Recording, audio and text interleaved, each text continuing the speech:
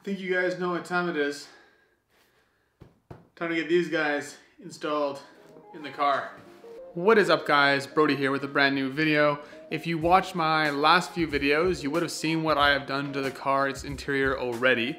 So far, originally what I had done is I replaced the carpet followed by the door cards. If you haven't watched those videos, definitely go check them out. I basically walk you through the steps on how to do it on this particular car. So as you can see, the first thing I went ahead and did was the carpet. I got rid of that blue carpet and I got a nice fresh piece of black carpet in there and it is looking good. And then also, as you can see, I went ahead and replaced the door cards. So I got those out of an 07 STi Limited and I love them. But anyways, enough of that. If you want to, you can definitely go check out those videos. But today the focus is gonna be on getting the new Bride Zeta seats in the front, and then also the black WRX seats that I purchased for the car, get those in the back. And then as far as that goes, the interior swap portion is complete. I can't believe that's finally done, but we still have more work left to do, that's for sure. At least now I can drive the car again and it looks complete, and it looks, or I can say it's going to look so much better. I still have to paint the trim pieces, paint the pillars, and then I'm also going to be wrapping the headliner. If you guys want to check out how I do all that, definitely subscribe so you can see when I post those videos. Anyways, let's get to the part of today's video, and that is installing these seats. One thing I did want to mention regarding this Bride seat install is I am just going to end up throwing these in the car for now so I can drive it and everything. So reason why I'm saying this is that the stock seats, like many cars, have side airbags. You'll have the seatbelt connector and the airbag connector. Now, because the seats I'm putting into the car obviously don't have airbags anymore, the original connectors that are coming out of the car don't have anything to actually plug into. Now what that is going to do is it'll actually throw a little bit of an error, and it'll cause the airbag light on your dash to come on. And when that airbag light on your dash comes on, not only does the airbags in your seats not work, obviously because the seats aren't in there anymore, but also the rest of the airbags in your car also won't work. So by having one connector not plugged in, it actually deactivates all the airbags in the car. So because the new seats don't have any connectors for the airbag plugins, what people do is typically like this resistor trick. For my car, I believe it's like a 3.3 ohm resistor. What that essentially does is by plugging that resistor into the airbag connector in the car, it'll essentially trick the system into thinking that that seat airbag is actually still connected, therefore allowing the rest of the airbags in your car to still be activated. That is just a way of tricking the airbag system so the rest of the airbags in your car still work, even though the seat airbags are no longer there. Now that's an easy fix for the driver's side. However, the passenger side is a little more complicated. So in most cars, the passenger seat actually has an occupancy sensor. When someone sits in the seat, it is basically triggered, therefore turning on the passenger airbags. And that's what activates the passenger airbags, seeing you don't want them to be turned on all the time if you're not driving a passenger. That is why those are there. Now, in this situation, like the airbag system, the occupancy sensor in the car no longer has anything to connect to because the sensor is actually within the foam of the stock seat. Now, that obviously brings up a little bit of a problem because without that sensor being connected, it has a similar effect as the airbag connectors, in which I think all these systems are like interconnected with each other. So if the occupancy sensor is no longer plugged in, again, I think it's going to cause a similar problem where the airbags in the rest of your car won't work. So that's kind of the part I am a little stumped on. I don't exactly know which direction I want to go with it. The resistor fix in the airbag connector is definitely an easy fix. You're simply plugging that resistor into the connector in the car, and that basically tricks the system. However, for the occupancy sensor, I haven't decided what exactly I want to do yet. So that is why I am basically just throwing the seats in for now, and then at a later date, I'll pop them out and I will fix that problem. And I'll also film a video to show you guys how I went about that. But I was also gonna mention, if anyone out there has done this and they know any way of tricking the occupancy sensor, by all means, definitely let me know in the comments below. For the most part, the way I'm leaning towards is actually removing the sensor out of the stock passenger seat, and then I will have to somehow add that to my aftermarket seats. That way, everything stays connected, allowing all the airbags in my car to still work. So that is kind of the issue that I'm dealing with, and that is something that I'm gonna look into. But for now, I'm not gonna deal with all that. I'll obviously plug in the seatbelt connectors, but as for the rest of them, I'm just gonna leave them disconnected, and the airbags won't work in my car for now. So not a huge deal, but definitely something that I don't wanna leave for long. I wanna get those fixed as soon as I can. And when I do, like I mentioned before, I'll definitely be filming a video on how I do it. And just to show you guys exactly what I'm talking about, so this is underneath the driver's seat. These are the resistors I'm talking about. You can see they're 3.3 ohm.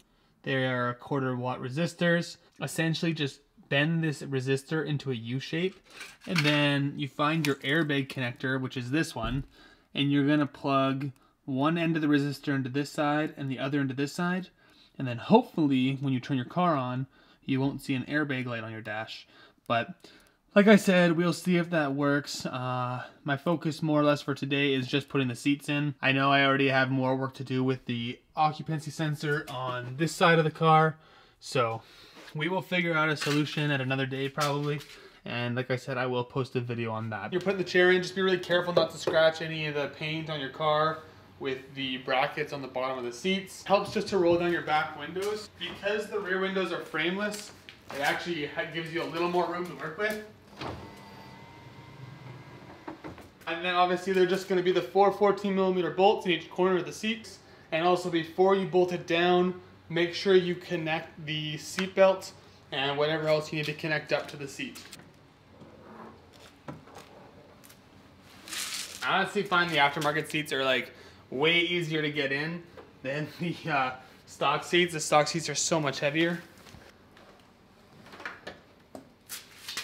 Because I am going to be plugging in the seatbelt connector, I'm also going to go grab a resistor because I'm going to just try plugging that in for now. Whether it does the job, great. If not, I'll just end up thinking of something else when I go do the occupancy sensor on the passenger side. So like I said before, in the meantime, I'm not concerned if the airbag light is on because I'm going to fix that soon enough. All you need to do is lean the bucket seat back once you kind of get it into place.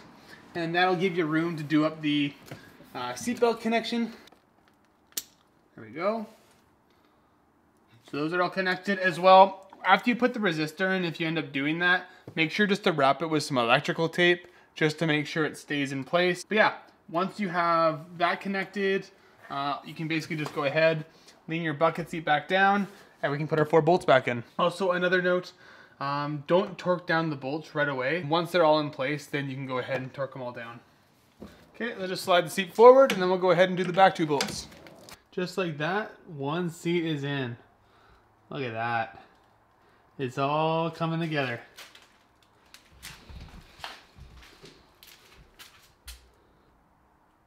It is looking good. So I'm gonna go ahead and do the exact same thing to the passenger side. Just feed the seat through the back door and then bolt down those 4 bolts as well. Make sure your seatbelt's connected.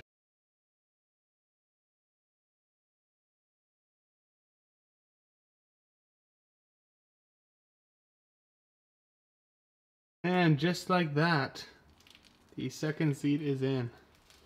My God, does that look amazing. As you can see, the A, B, and C pillars are gray, and then the headliner is gray. I don't know what you guys think if you like the gray versus the black contrast. I think it would look even better with the gray trim painted, and then the pillars painted, and then also the headliner, wrapping that in like a suede. Let me know if you have any other ideas even. If I should do some carbon fiber accents around like the center console. I'm kind of just going with this black theme. I think black always looks clean, it looks good. But let me know if there's any other type of accents you'd like to see, or maybe you guys can offer some opinions on what you think might look good. All right guys, time for the last piece of the puzzle, and that is the rear seats. So to start it off, we're going to put the back section of the seat on first. As well, if you do have the pass-through in the back section of the seat, you might have to have that open while you're getting the seat in. Can't believe we are almost done this portion of the interior. Again, just be careful with the metal brackets not to scratch any of the paint. Make sure you get the seat belts all tucked around the seats. Last thing you want to do is get them all bolted down and then realize you left the seat belts behind it. You kind of just have to lift the seat over up onto the hinge until you feel it lock into place. So I didn't quite have this back piece lined up properly, but now it's in there. So now if you have this pass through when you close it, it should just lock and click shut, just like so. So after that's in, now there's gonna be 4 bolts along the bottom of the seat. We're gonna pop those 4 bolts in, and then we can go ahead and put the bottom part in. So as for these 4 bolts, they are all 12 mils. Same for the top and bottom.